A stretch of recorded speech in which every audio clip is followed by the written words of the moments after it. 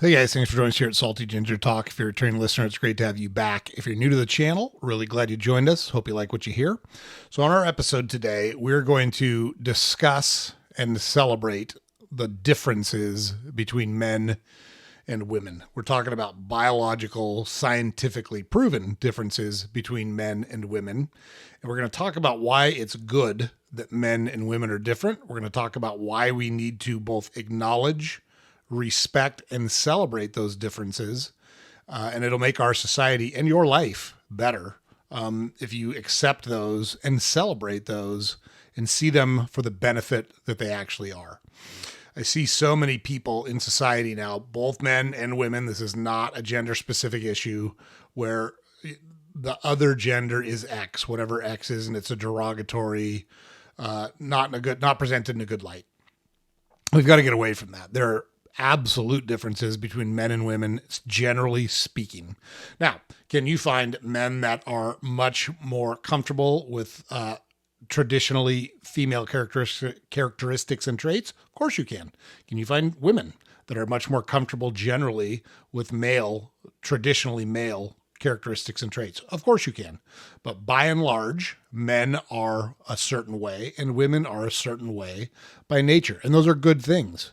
When we pair off with someone who sees the world similarly to the way we see it, and we use those differences to our mutual benefit, great things happen. That's the core of families. That's the core of society. That's the core of our civilization. And it's time for us to get back to celebrating, acknowledging, and celebrating those differences. So we're going to talk about those today, and we're going to go through them, and we're going to give you reasons why we think it's important that you both acknowledge, respect, and celebrate these differences, regardless of whether you're male or female. Okay? So first thing we got to do is just get some context around the word equal. So men and women are equally important. One is not more or less important than the other. But in certain situations, it is better for a man to take the lead in certain situations.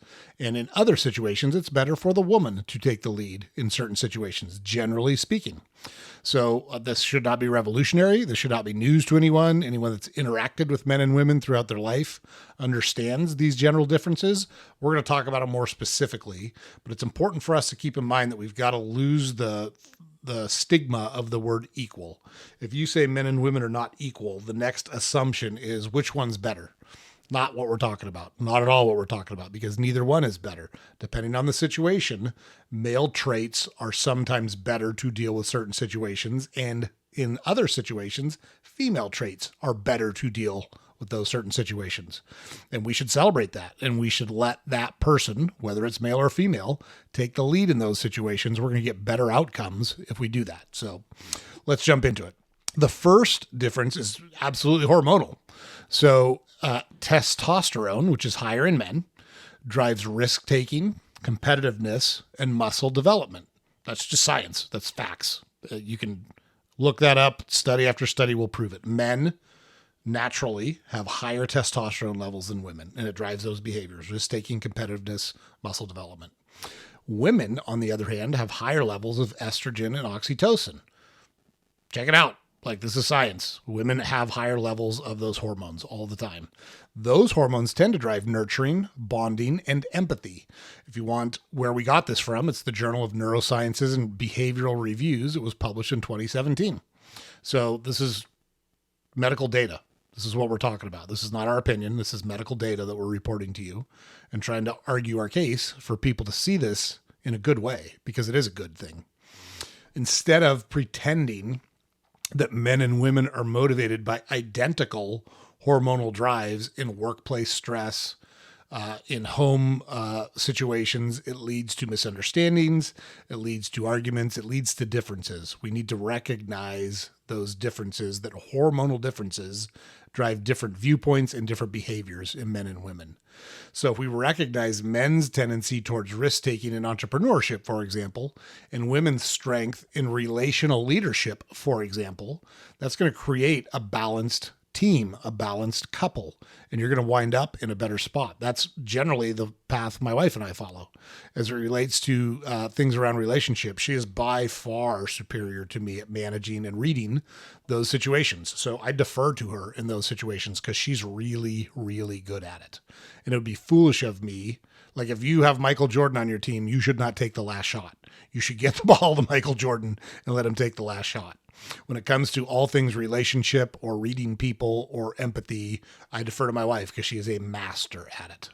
When it's hard, when it needs a plan, when it needs some toughness to it, she defers to me because that's what I'm good at. Doesn't mean she doesn't participate, doesn't mean she's not tough, just means that's my natural tendency, and we use that to our advantage. Pretty simple. So just take a look. Look around and notice in your circle how those hormonal differences show up in decision making. Don't judge. It's not your place to say it's right or wrong. It's not your place to say it's good or bad. Just notice the differences and see the strength behind it when you let the person who should be leading lead in whatever the situation is. Okay. Number 2, brain structure and connectivity differ in men and women. So MRI studies, and this is in the PNAS study published in 2014, show that men's brains tend to have stronger front to back connections, the front of the brain to the back of the brain. That, that optimizes motor skills, spatial recognition, those types of things. Women's brains tend to have stronger left to right connectivity. That optimizes things like communication and multitasking. That's why women can have all sorts of things going on. They're working, but they're worried about planning doctor's appointments and they're worried about what's going to happen at the party over the weekend. Men are not good at those things. Men are singularly focused on driving something to completion and solving that one particular problem. Not good, not bad, not better, not worse. Those things are just different. So a bad example of this is forcing uniform learning methods in schools. It ignores how boys and girls often absorb information differently. We should really be thinking about tailoring those educational classes or educational learning in different ways so that it resonates with both boys and with girls.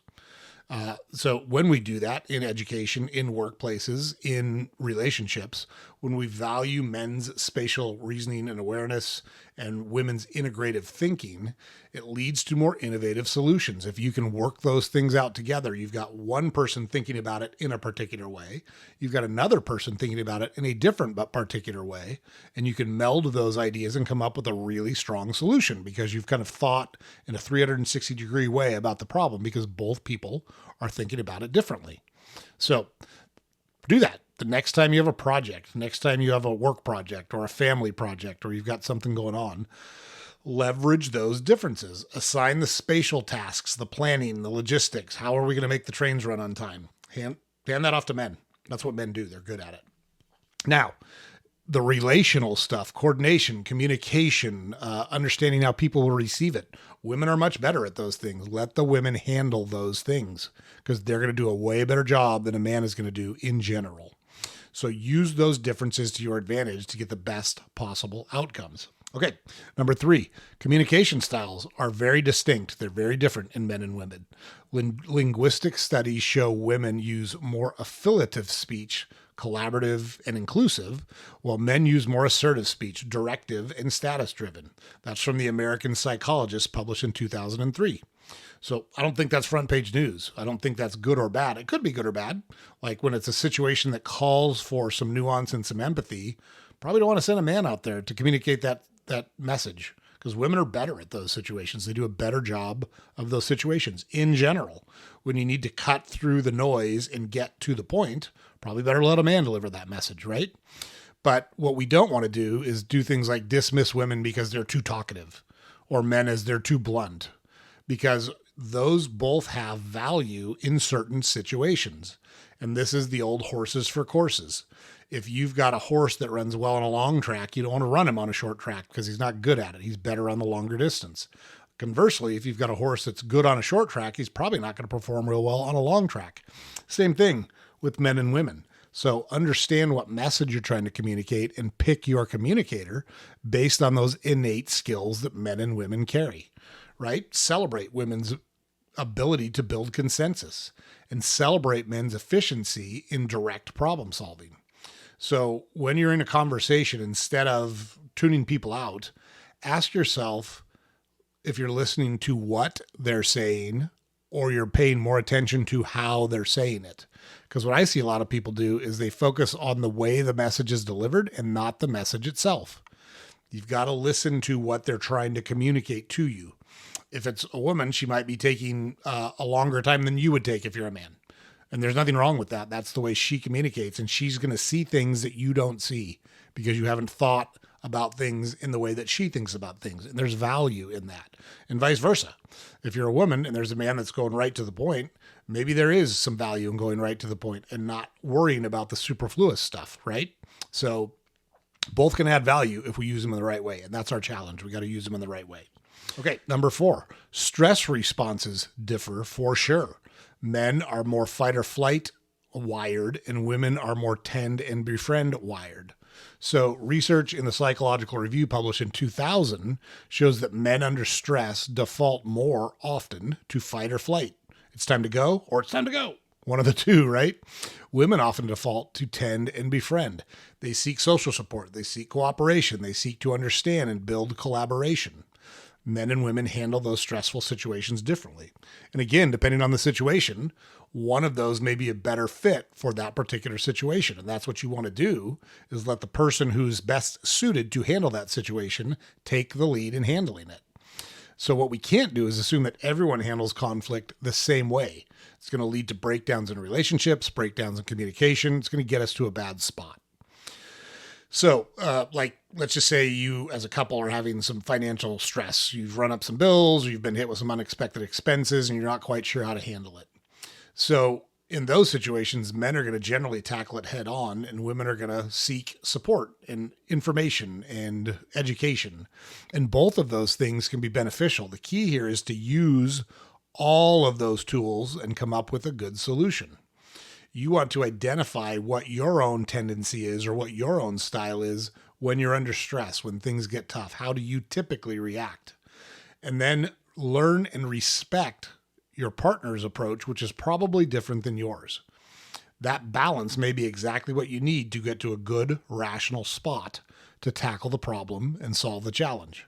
So don't judge people for doing it differently than you. Don't judge people for thinking differently than you. Listen to them. Listen to what they're saying, and you can wind up with all the information you need to make a really good choice and help you get out of whatever spot you're trying to get out of. Okay, the last one, and this is important, reproductive roles shape perspective, right? So your role in reproduction, men and women, is very different. Women are the only beings on the planet that can create and birth people. Men can't do it. They don't have the parts. Hate to break it to you, just not true.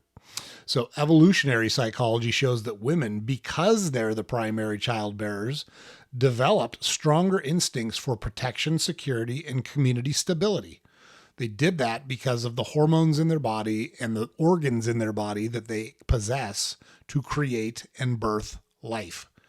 That's just statement of fact. It just is what it is.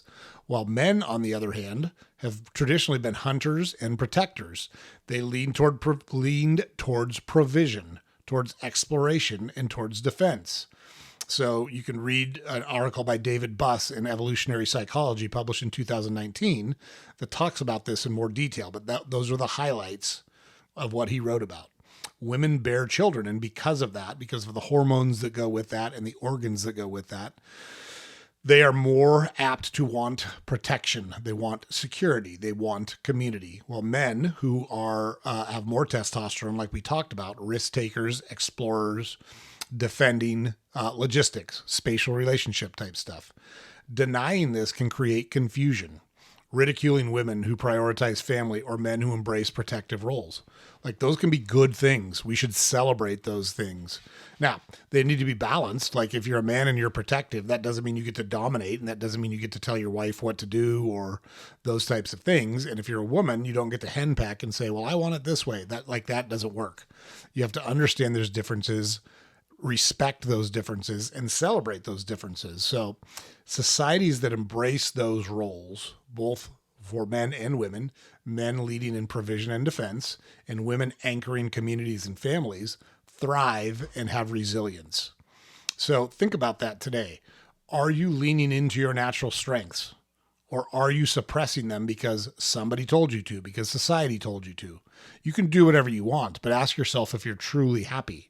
If you're not truly happy, maybe it's because you're living a life that somebody else decided you should live instead of listening to your natural instincts and your inner voice that says, hey, I want to be a provider and protector if I'm a man, or I want to be a nurturer and a caretaker if I'm a woman. Those things should be celebrated. Those are good things. We shouldn't dismiss those things because people want those. I think, personally, it's one of the reasons why you see so many unhappy young people today, is they're fighting those roles and they want to pretend that men and women are equal when they are not equal. They are not the same. Again, one's not more or less important than the other. It matters on the situation. The roles matter on the situation. So men and women are not the same. And that's beautiful. That's a beautiful thing. When we acknowledge that, when we respect that, and we celebrate that, we build stronger relationships. We build smarter teams, and we build healthier communities. And I think we should all focus on that. It's going to be helpful to all of us. So hope you guys found that helpful. James puts it up every day. Head over to our website, saltygingertalk.com. All of our podcast episodes are available there. Links to all our social media accounts are available there. We publish a newsletter every weekday you can subscribe to there. Make sure you like, share, comment, subscribe to our podcast on whatever platform you consume it on. It's helpful for us to be able to do that. We're going to keep giving you great information that you can use to build the life that you want. We keep having great guests on who talk about what they've learned from the challenges they've experienced in life and how they've built successful lives based on what they've learned from those challenges. It's super useful, super helpful to help you build the life that you want. So make sure you catch our next episode. We will see you there.